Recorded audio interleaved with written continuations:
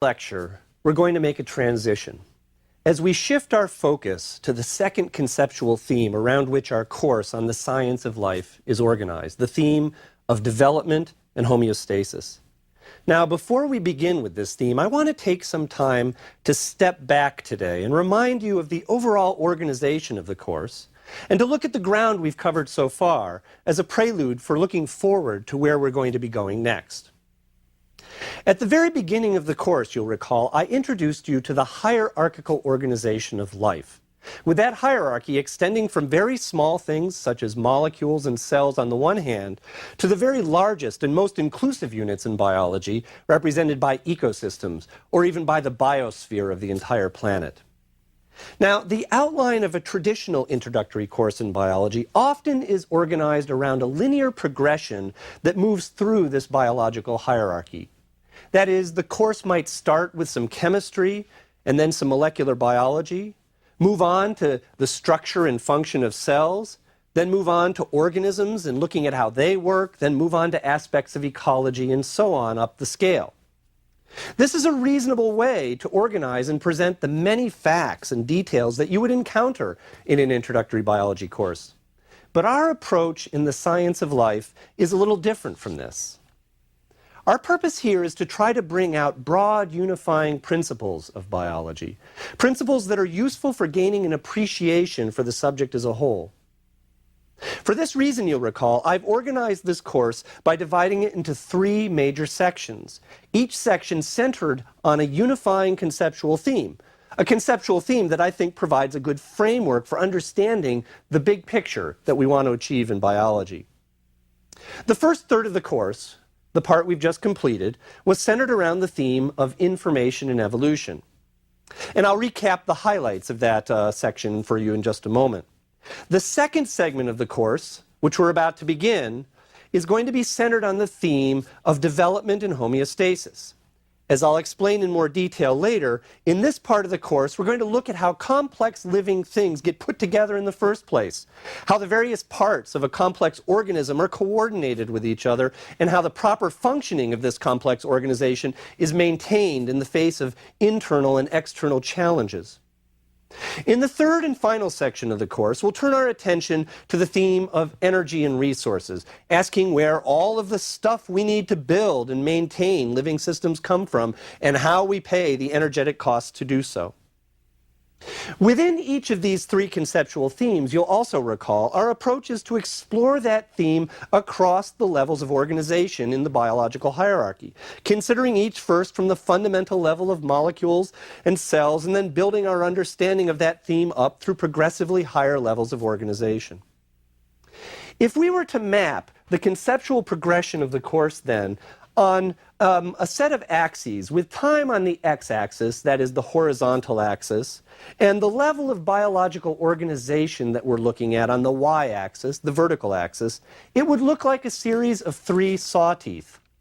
Each sawtooth would represent one of the three main conceptual themes of the course. And within each theme, we begin at the molecular level and then move ourselves through progressively higher levels up to the levels of cells, organisms, populations of organisms, and so forth. As we begin each thematic section of the course, we drop down again to the lowest level of organization in this hierarchy and begin the progression all over, considering it now, however, from a different conceptual point of view. And that's where we are now, as we begin the middle third of the course, returning to the level of molecules and cells, but looking at them from the context of the theme of development and homeostasis. Now, before we move on, I want to take a few moments to remind you where we've been so far. We've covered a lot of ground, and so I think it's useful to look back over that terrain and review some of the key points we've addressed in the discussion of information and evolution. After we've taken this quick look backward, we're then going to look forward again, and I'll introduce the theme of development and homeostasis more formally, outlining where this theme will take us over the next series of lectures. So where have we been?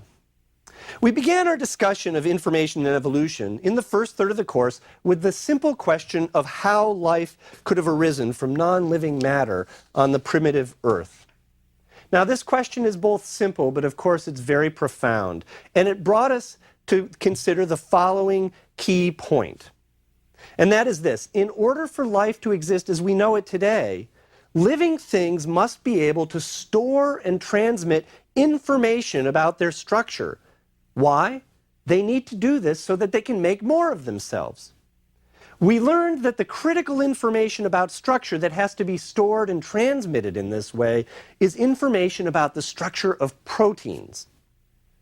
Now, we know that living things are actually composed of several broad classes of biological molecules, including carbohydrates, those are the sugars, lipids, those are the fats, nucleic acids, as well as proteins. But proteins are the molecular workhorses of the cell, and almost everything a cell, or actually really a living organism, does to be alive depends ultimately on a protein, or perhaps a collection of proteins working together, in order to get that job done. And remember also that to a first approximation, the way that a protein works has largely to do with the way that it's shaped. The structure and function of proteins has to do with their shape. And finally, remember that the shape of a protein, in turn, depends largely on its unique linear sequence of amino acids. So we know from that, therefore, that what we needed to do was find a way to code for sequences of amino acids. Now, of course, we know that the biomolecule that's responsible for storing and transmitting this information is the nucleic acid, DNA. We spent quite some time looking at the structure and function of this molecule, especially looking at the molecular mechanisms by which DNA is replicated, how DNA is transcribed into messenger RNA, and how that RNA intermediate, right, the messenger, is ultimately translated into a functional protein. A thorough understanding of DNA, of course, is essential for understanding how life works at all levels of organization. And I think it's fair to say that we've gained a fair amount of that understanding now. Another really important take-home message from this last section of the course is that as important as DNA is for living systems to work the way they do, it's actually helpless on its own. DNA may hold the code for building proteins, but it has absolutely no way it can do anything useful with that information on its own. Only with the help of a large and highly choreographed collection of proteins is that information which is latent in a molecule of DNA able to be turned into a useful form in terms of the structure of a protein. This relationship represents an essential catch-22 in biology. Proteins and other biomolecules that make up the structure of living things, such as ourselves, can't be built without the information stored in DNA. But DNA can't use this information without the help of proteins. How this molecular collaboration arose originally remains one of the key unsolved mysteries about the origin of life. Well, the next question we turned to was how DNA could be passed in an orderly fashion from a parent to its offspring. Here we began by looking at how the movements of chromosomes during mitosis, that process by which cells divide, those chromosomal movements ensure that both of the daughter cells following division have a complete complement of the genetic information that was possessed originally by their parent. We also looked at a special kind of cell division, you'll recall, one that occurs when cells divide in preparation for sexual reproduction, a process of division that we called meiosis. The way that chromosomes move and are divided up in meiosis led us to consider how these patterns of chromosome movement could account for the way that heritable traits, that is, traits that have some genetic basis, could be passed on from parents to their offspring in sexually reproducing organisms. And further, we saw how these patterns of trait transmission could be modeled by the conventions developed 150 years ago now by the monk Gregor Mendel. Mendel, you'll recall, inferred these patterns from his studies of plant breeding long before anyone even knew chromosomes existed. But it's the movements of chromosomes during meiosis that give rise to the way we see traits passed on from parents to offspring. Now, this work, combined with the understanding that we had previously of molecular genetics, led us to another very important observation. Mutations that arise in the form of errors when DNA is replicated, or as a consequence of damage done to DNA later on, along with the genetic recombination that we saw occurring as a consequence of the independent assortment of chromosomes during meiosis and crossing over during meiosis, means that genetic variation is constantly being introduced into populations of organisms. Offspring are rarely exactly the same as their parents. Although the DNA is passing on information to subsequent generations, that information is constantly being transformed in one way or another. And this variation, in turn, is the substrate on which evolution by natural selection works. Thus, the take-home message here is that evolution is the inevitable result of the way genetic information is replicated and transmitted across generations. And thus, evolution is an inevitable property of life. Now, we looked in some detail at the mechanisms by which evolution occurs, beginning with the theory of natural selection first proposed by Charles Darwin. Arguably, Darwin's theory is one of the most important scientific insights of all time, on a par with other theories that have fundamentally altered the way we think about the world around us, such as Einstein's theory of relativity. Certainly, Darwin's theory completely revolutionized our understanding of the science of biology because it showed that the way things work, the way living organisms exist, has to do with history and organic evolution, not necessarily the design of the creator. This insight is important, of course, from a philosophical perspective, but we're not here to discuss philosophy. It's also important from a practical point of view, as we try to understand how living systems work. To quote Theodosius Dobzhansky, who was one of the principal contributors to the modern synthesis of evolutionary biology that we discussed, which occurred in the early part of the 20th century. To quote Dobzhansky, "Nothing in biology makes sense except in the light of evolution." Dobzhansky's point here was that if we try to understand how some biological entity works, we need to appreciate the fact that that entity is the result of an evolutionary process. Now, another point to reemphasize here, however, is that not all evolution is the result of natural selection as Darwin originally envisioned it. We saw also that genetic drift, which is essentially a random process, can be as strong an evolutionary force as natural selection, maybe more so in some instances. Thus, not all aspects of the way a particular biological system works is necessarily an adaptation. And by extension, we need to remember that evolution doesn't act to perfect organisms. Evolution is simply change over time. Natural selection leads to adaptation, but other evolutionary forces, such as genetic drift, just lead to change.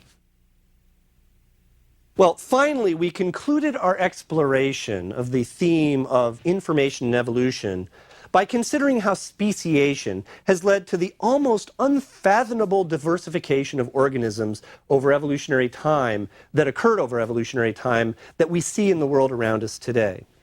And we then asked how we could organize this incredible diversity and make some sense of it. Now, an important point to emphasize here is that ultimately, it's the information residing in DNA that underlies all of this diversity. It has to be.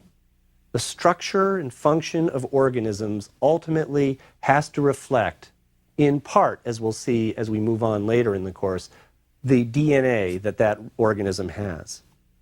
Now, there's an interesting consequence of this, and that is that it implies that the genetic information found in all of the innumerable organisms that exist today or ever existed represents nothing more than extensive modifications of the genetic information that was found in the very first single-celled organism that we would call living.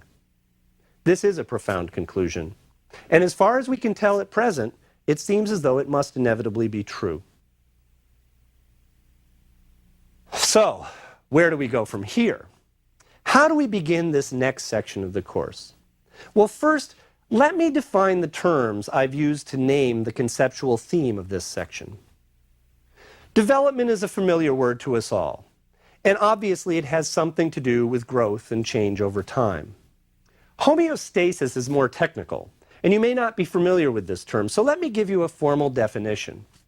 Homeostasis is derived from two Greek roots, homos, meaning the same, and stasis, meaning standing or position. So homeostasis might mean something as like same position. The Random House Dictionary, the unabridged second edition, defines homeostasis as, and I'm quoting here, the tendency of a system, especially the physiological system of higher animals, to maintain internal stability owing to the coordinated response of its parts to any situation or stimulus tending to disturb its normal condition or function. Now, I realize this is a mouthful, but the points raised by this definition get to the heart of the conceptual issues that we're about to explore. To maintain internal stability through the coordinated response of different parts, along with the development of the system from which this maintenance and coordination must occur,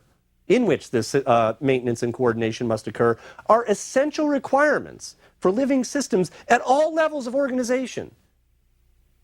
To put it more simply, when biological systems began to have different parts, more than just one part, which actually had to happen immediately as soon as there were more than one kind of molecule getting together, as soon as there were different parts, there must have been some way for those different parts to interact in a coordinated fashion such that the interaction created a condition that benefited the whole more than the separate parts.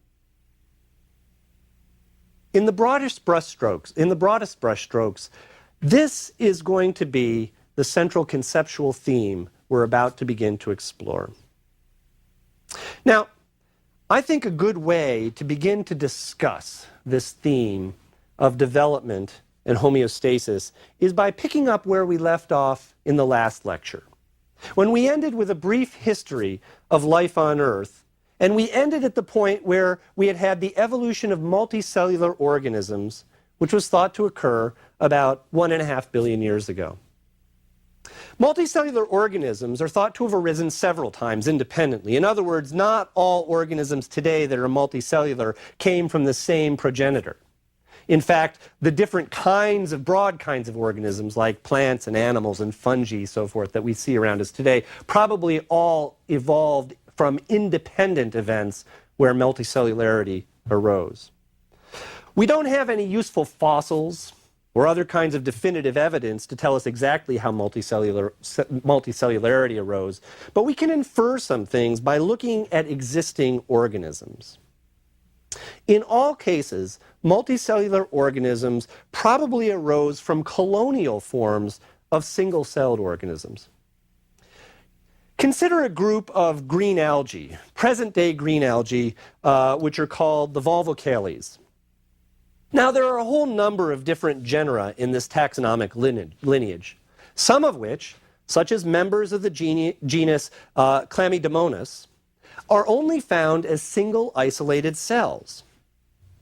Others, such as members of the genus Gonium, occur in small bunches of cells. These cells don't occur in isolation. They always occur in small bunches of maybe 4 or 5, a dozen cells all stuck together. Still other parts of this lineage, such as the genus Pandorina, are found in even larger groups as hollow balls of cells. Now, in the most extreme case, in the genus Volvox, which is one of the favorite organisms to be used in high school biology because they're so much fun to look at, this organism is a hollow ball of cells like Pandorina, although much larger. There may be hundreds of cells forming this ball, and most importantly, some of the cells in this ball look distinctly different from other cells. Now, this group of algae, the volvocales, represents a particularly nice sequence of increasing colonial organization, from single-celled organisms to organisms that occur in very highly organized larger groups.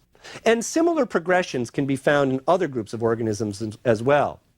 But we shouldn't see this progression as actually being an evolutionary progression. These are all existing organisms today. I point this out as an example only because these existing organisms give us an idea of how an evolutionary progression might have occurred. Now here's the question. At what point in this progression should an organism be considered to be truly a multicellular organism? Gonium has multiple cells. Is it a multicellular organism, or is it just a colony? Well, there's no simple answer to this question, of course, but most biologists would agree that the dividing line is where different cells in the group start to have distinct functions and can no longer survive on their own. In Volvox, for example, a small number of cells in the ball are specialized for reproduction and only for reproduction.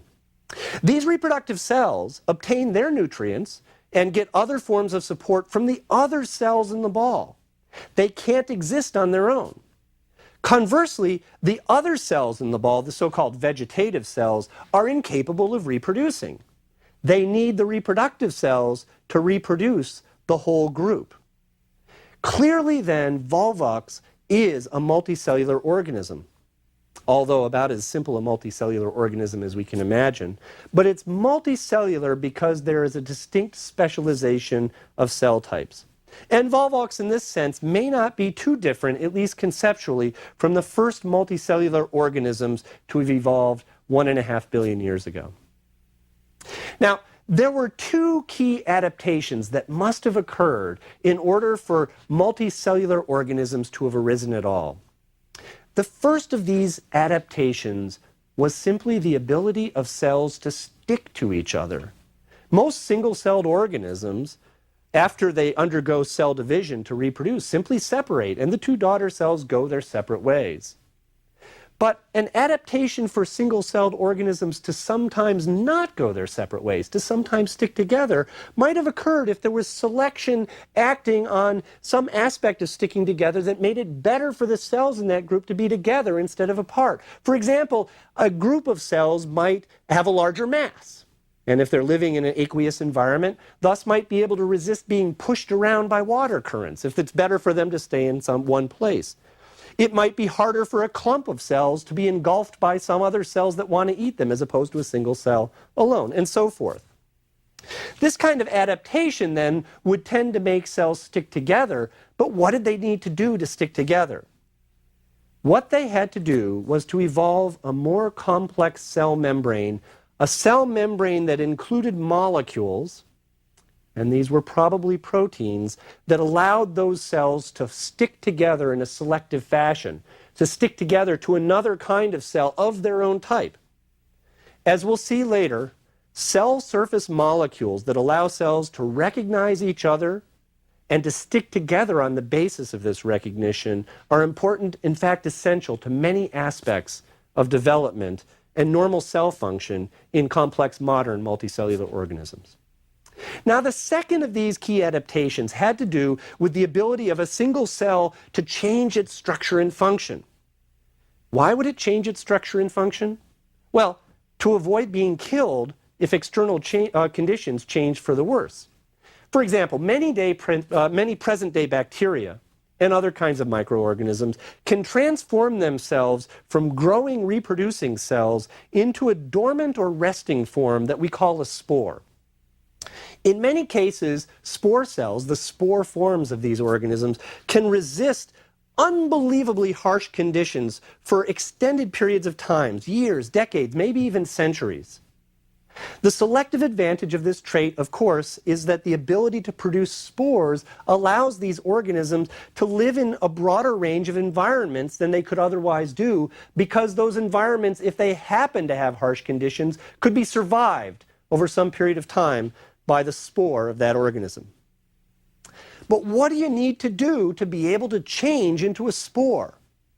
Well, as we'll see, what a cell needs to do to change its function and structure is got to have something to do with the way that genetic mechanisms will change the proteins that are found in that cell. In other words, the ability of cells to produce spores must have involved genetic mechanisms for controlling DNA, which was a prerequisite for cells to become even more highly and permanently specialized as they are in modern complex multicellular organisms.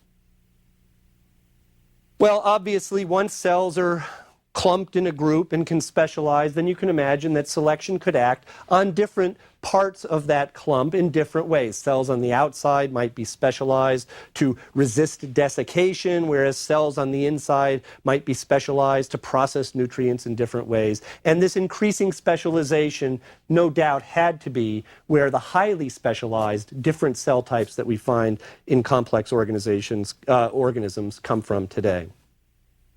Now, as I mentioned in the last lecture, one of the first specializations, and one that we've just seen in the Volvox example, that must have occurred was a specialization for cells that would only reproduce. The advent of sex, you'll remember, probably actually greatly accelerated the rate at which evolution could occur because, as we've seen, sexual reproduction generates more genetic variation. But from our present perspective, any kind of cellular specialization raises a number of broad questions that provide the framework for the section of the course we're now just beginning. The first question is this: how can the progeny of a cell that's become specialized for sexual reproductive function alone, give rise to other kinds of specialized cell types? It's one kind of cell, it's the only one that reproduces, but somehow it, later on in the development of a new organism, has to give rise to a whole range of different kinds of cell types. This is the fundamental mystery of development, and one we're going to spend some time on. With the evolution of multicellularity, organisms evolved to become ever larger also, to include increasingly specialized kinds of cell types, and to organize those cell types into structurally more complex ways, such as into different tissues and organs. This increased complexity gives rise to a second broad question we need to think about. How can the different parts of an organism communicate with each other to coordinate their activities? Well, finally, the evolution of multicellularity also gave rise to an interesting new opportunity for multicellular organisms to explore in an evolutionary context. And this opportunity really brings us to the third major question we want to begin to address. If you think about a single cell, or even a small clump of cells, every cell is in direct contact with the outside environment. But as multicellular organisms became larger and more complex, most of the cells of the organism found themselves on the inside, and only a few specialized cells or tissues found themselves on the outside. That led to an opportunity. If the cells on the inside could be maintained in a controlled internal environment, an internal environment that was distinctly different from the external environment, then it would be possible for those organisms to inhabit a whole range of environments that they couldn't inhabit before. I mean, the simplest case would be for organisms to come out on land. Cells have to live in an aqueous environment. How do we live and other organisms live on land? Because we maintain a watery environment inside us. And we only do that because all of those cells are bathed in their own fluids that we control, we as an organism control. The question then is, how is it possible for organisms to create and maintain, within a very narrow range of conditions, these favorable internal environments for the cells that are on the inside?